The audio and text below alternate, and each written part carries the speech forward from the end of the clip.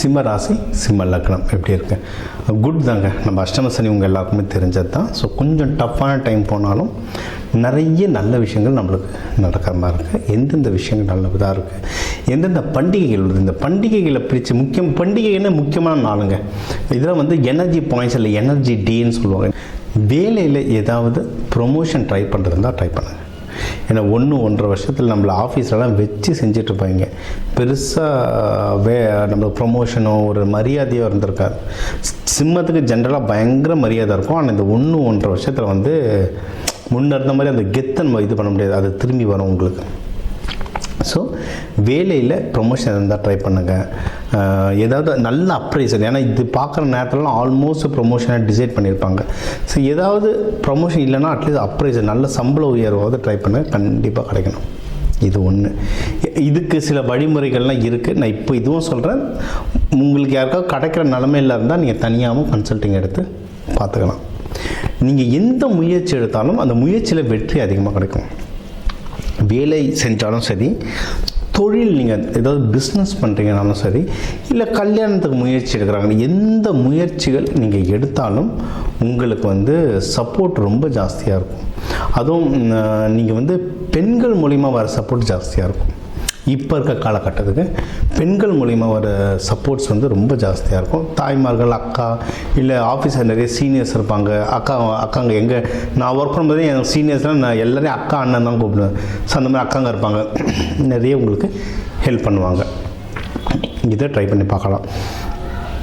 இன்னொன்று, நீங்கள் யாராவது திருமணத்துக்கு பார்க்குறீங்கன்னா திருமணத்துக்கான அமைப்பும் இருக்குது. என்னென்னா கொஞ்சம் உஷாராக பார்க்கணும். பேக்ரவுண்ட் வெரிஃபிகேஷன்லாம் கொஞ்சம் உஷாராக பார்த்துக்கணும். ஏற்கனவே கல்யாணம் ஆனவங்களுக்குள்ளே ஏதாவது ஏன்னா கொஞ்சம் கேப் இருக்க மாதிரி இருக்கும். இப்போ உங்களதில் கேது இருக்குது சிம்ம லக்ன ராசியில். அப்படியே 7ல் பார்த்தீங்கன்னா கும்பத்தில் பார்த்தீங்கன்னா ராகு இருக்குது. அதனால் கொஞ்சம் இழுபறியாக இழுத்துட்ருக்கோம். ஒரு சின்ன மிஸ் அண்டர்ஸ்டாண்டிங் போய் நடக்கும். ஒன்றும் இல்லைங்க. சித்திரை திருவிழா வருது. மீனாட்சி சுந்தரேஸ்வரர் திருக்கல்யாணம் பாருங்கள். நம்ம எல்லாராலையும் மதுரை போக முடியாது. ஏன்னா மதுரையை ஃபுல்லாக நிரம்பி வழிஞ்சிட்ருக்கோம். இப்போ டிவியில் பாருங்கள், முடிஞ்சு போச்சு. அந்தந்த ஊர் சிவன் கோயில்களில் திருக்கல்யாணம் நடக்கும். அதை பாருங்கள். ஹஸ்பண்ட் ஒய்ஃப்குள்ளே நல்ல அந்யோன்யம் வரும். மகப்பேறுகள்லாம் யார்கிட்டனா ட்ரை பண்ணுறீங்கன்னா அது நடக்கிறதுக்கு நிறைய வாய்ப்புகள் இருக்குது. நீங்கள் திருமணம் ஆகாதவங்களுக்கு இந்த திருக்கல்யாணம் பார்க்கறது நல்லது. சித்ரா பௌர்ணமியில் விரதம் இருந்து வழிபாடு பண்ணுறது ரொம்ப நல்லது. நம்ம தமிழ் புத்தாண்டும் வருது. சித்திரை 1 தமிழ் புத்தாண்டு, அதில் வழிபாடு பண்ணுறது நல்லது. 3 நாள் சூப்பர் நாள் இருக்குது. தாராளமாக ட்ரை பண்ணி பாருங்கள். ரொம்ப மிக முக்கியமாக இருக்கிறது எதையும் கடன் வாங்கிடாதீங்க.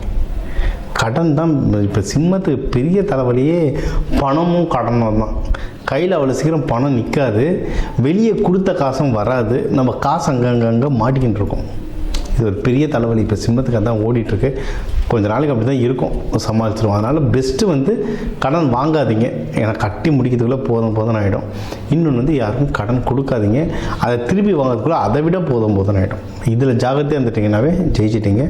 அதேமாரி பணம் விஷயம் கணக்கு வழக்கு கரெக்டாக வச்சுருந்தீங்கனாலும் ஜெயிச்சிட்டிங்க. இது தவிர்த்து மீதி எல்லாமே சூப்பராக தாங்க இருக்கட்டாங்க. சரிங்களா? நீங்கள் தொழில் முன்னேற்றங்கள் நல்லாயிருக்கு, வேலை முன்னேற்றங்கள் நல்லாயிருக்கு. ஃபேமிலியில் இப்போ ஒரு அமைதி வரும்.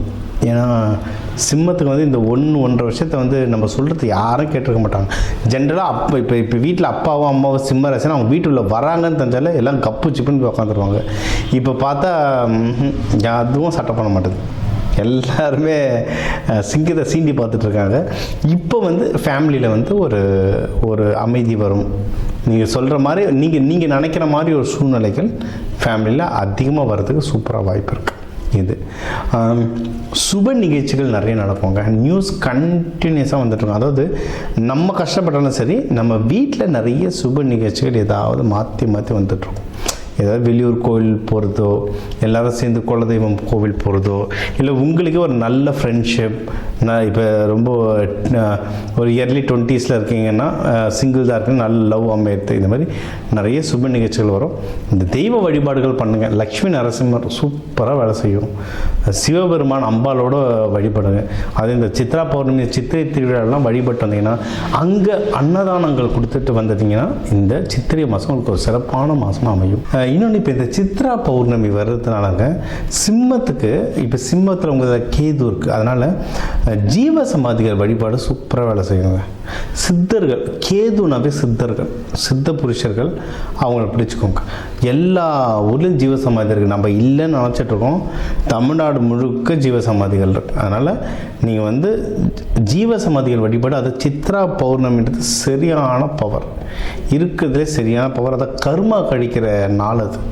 பௌர்ணமி பவர், சித்ரா பௌர்ணமி வந்து சித்திரகுப்தனுக்கு ரொம்ப ஸ்பெஷல். அவர் தான் நம்ம கர்மா கணக்கெல்லாம் எழுதுகிறவர்.